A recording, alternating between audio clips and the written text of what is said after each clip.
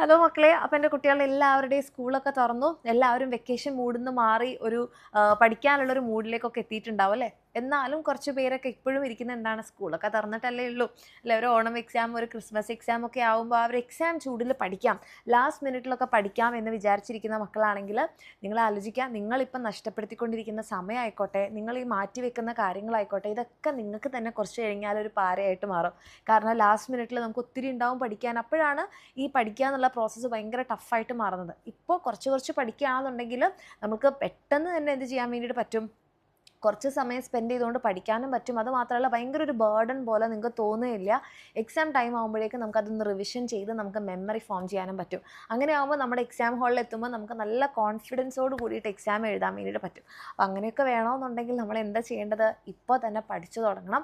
അങ്ങനെ നിങ്ങൾ ഇതുവരെ തുടങ്ങിയിട്ടില്ല എന്നാണെങ്കിൽ നിങ്ങൾക്ക് ധൈര്യമായിട്ട് നമ്മുടെ എക്സാമിനുള്ള ബാച്ചസിൽ അഡ്മിഷൻ എടുക്കാം. നമ്മുടെ ബാച്ചിൽ ഓൾറെഡി നമ്മൾ ക്ലാസ്സുകളും കാര്യങ്ങളൊക്കെ സ്റ്റാർട്ട് ചെയ്തിട്ടുണ്ട്. നിങ്ങൾ ഇതുവരെ പഠിച്ചു തുടങ്ങിയിട്ടില്ലെങ്കിൽ താഴെ കാണുന്ന നമ്പറിൽ മെസ്സേജ് ചെയ്യുക, നമ്മുടെ ബാച്ചിൽ അഡ്മിഷൻ എടുക്കുക, അടിപൊളിയായിട്ട് പഠിക്കുക.